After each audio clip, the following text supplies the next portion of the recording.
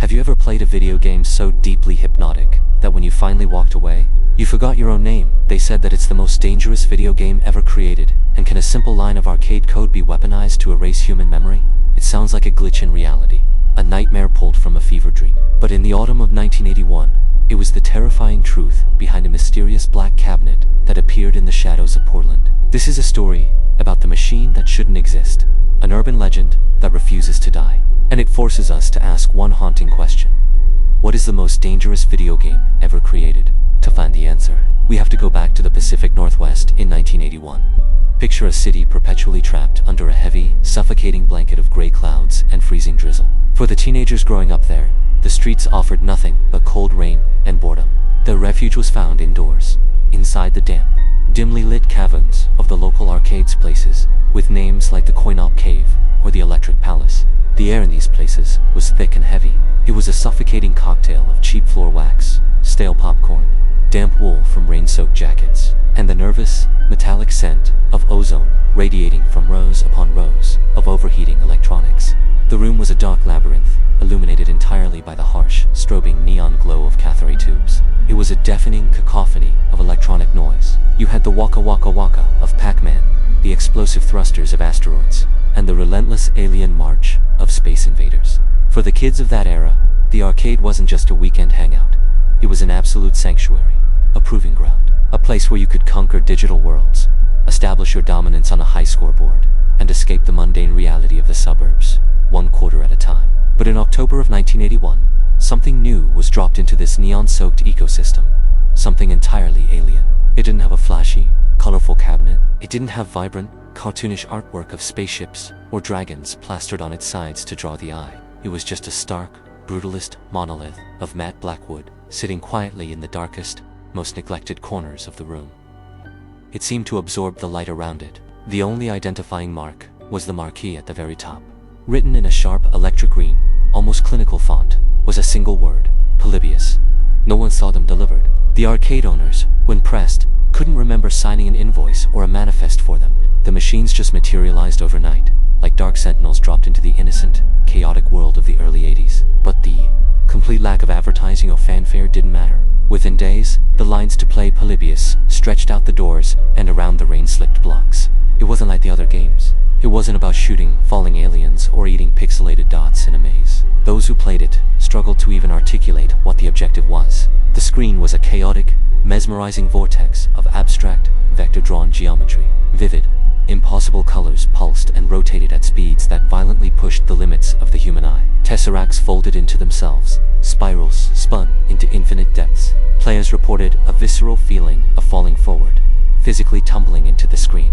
The controls were minimal: a single, heavy black joystick and one unmarked red button. But they seemed to react, not to physical movement, but to pure anticipation. It was as if the game's processor knew exactly what you were going to do, a fraction of a millisecond before your brain actually sent the electrical signal down your arm to your hand. It was fast, it was punishingly difficult, and it was deeply, violently hypnotic. At first, it was viewed as just another fleeting obsession, the latest quarter-ater. But within a week, the entire atmosphere inside the arcades began to fundamentally shift. The kids crowding around the Polybius cabinets weren't cheering. They weren't laughing, cursing, or trading tips over each other's shoulders. They stood in a dead, unbroken, terrifying silence. Their faces were bathed in the sickly green and pink strobing light of the monitor, their eyes wide and completely unblinking, their pupils dilated so far they swallowed the irises entirely. Then came the aggression. Vicious, uncharacteristic brawls broke out over who got to play next. Teenagers who had been inseparable best friends since elementary school were suddenly throwing punches, drawing blood over a turn at the joystick. The compulsion to play wasn't just a casual desire or a hobby. It had become a desperate, biological need, a thirst that could not be quenched. Kids were stealing quarters from their parents' dressers, skipping school, and standing outside the arcades for hours in the freezing rain, just waiting for the doors to unlock. And then, the physical and psychological side effects began to manifest. It started with the headaches, a dull, relentless throbbing pressure at the base of the skull, right where the spine meets the brain. Players complained of a metallic taste in their mouths that brushing their teeth couldn't wash away. Then came the profound disorientation.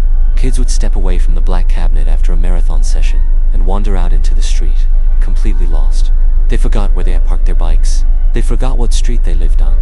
In the most severe cases, as we mentioned, they forgot their own names.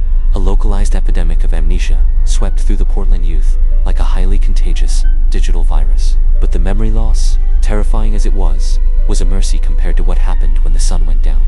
When they tried to sleep, the geometry returned. Players reported waking up entirely paralyzed in their beds, trapped in the grip of sleep paralysis, staring in absolute horror as the sharp, neon shapes of Polybius materialized out of the shadows of their bedrooms. The vector graphics spun and twisted in the dark, whispering in a strange, buzzing frequency that literally vibrated the teeth in their jaws. They suffered from horrific, violent night terrors. Dozens woke up screaming until their throats were raw, desperately clawing at their own faces and eyelids to get the burning images out of their heads. Others reported severe auditory hallucinations. They heard the sound of a woman weeping in the walls. They heard a low, synthesized voice reciting random, endless sequences of numbers. They felt the distinct, undeniable sensation of a cold, heavy hand resting gently on their shoulder when they were entirely alone in the house. There is a documented story of one boy, a local high-score chaser from the suburbs, who locked himself in his bedroom for 3 straight days after playing Polybius for a solid afternoon. When his terrified parents finally took the hinges off the door, they found him kneeling on the carpet. He had been tracing perfect, overlapping circles on his wallpaper until his fingernails cracked and his fingertips bled. When his mother asked him what he was doing, he simply stared right through her and muttered about trying to find the spaces between the pixels. Who would manufacture a game that could do this? Who possessed the technology or the twisted desire to program an arcade machine that could actively hack and degrade the human nervous system? The answer, according to the darkest corners of the legend, lies with the Men in Black. Arcade managers started noticing them a few weeks after the cabinets first appeared. They weren't arcade technicians. They didn't wear the grease-stained jumpsuits or carry the toolboxes of the local repair crews. They were tall, incredibly rigid men dressed in immaculately pressed, severe dark suits. They always arrived in pairs. They never spoke a word to the players, and they never once introduced themselves to the arcade owners. They moved with a chilling, mechanical efficiency. They would approach the Polybius machines, completely ignoring the angry protests of the teenagers waiting in line. But they didn't come to open the coin doors. They didn't care about collecting the hundreds of dollars in quarters trapped inside. Instead, they would open the secured back panel of the cabinet, revealing a mess of wires that looked nothing like a standard motherboard. They would attach complex, heavy diagnostic terminals, boot up massive reels of magnetic tape, and silently download the machine's data. They weren't checking the hardware. They were collecting keystrokes. They were tracking microscopic reaction times. They were analyzing heart rate estimations derived from the electrical conductivity of the joystick. They were harvesting the raw neurological responses of the children playing the game. Rumors began to spread like wildfire through the paranoid underbelly of the early 80s tech scene. Was it a Black Ops military project? A digital, modernized extension of the CIA's infamous MKUltra program? The government had spent the 1950s and 60s trying to control the human mind, experimenting with LSD, extreme sensory deprivation, and aggressive hypnosis. Was this simply the next phase of the experiment? Slipping advanced mind control algorithms and subliminal triggers into the bustling, completely unmonitored spaces of suburban arcades? Were they using American children as lab rats for a new kind of psychological weapon? Some hackers claim to have dumped the code and caught a glimpse of the copyright text hidden deep within the game's title screen, buried under a blinding layer of strobing colors. It didn't say Atari. It didn't say Williams Electronics or Namco. It said Sinneslution, a pseudo-German word. Translated roughly into English, it means sensory extinction, or, more accurately, the deletion of the senses. And then, just as quickly, just as silently as it had begun, the experiment was over. Exactly 1 month after they first appeared, the Men in Black returned. But this time, they didn't just hook up their tape drives and take the data. They took the machines. Over the course of a single, stormy weekend, under the cover of darkness, every single Polybius cabinet in Portland, Oregon, was unplugged, loaded into unmarked, windowless vans, and driven away into the thick coastal fog. No explanations were given to the owners. No paper trail was left behind. No serial numbers. No invoices. No police reports. By Monday morning, there were just empty, dust-free, square patches on the patterned arcade carpets where the dark monoliths used to stand. Did it really happen? If you ask conventional historians or video game journalists today, They will assure you, it's nothing but an urban myth. They call it a creepypasta born long before the internet even existed. They claim it was constructed from the exaggerated, collective memories of an era when video games were a brand new medium, frightening to parents and constantly blamed for corrupting the youth. They'll tell you the story is just a composite of real, unrelated events.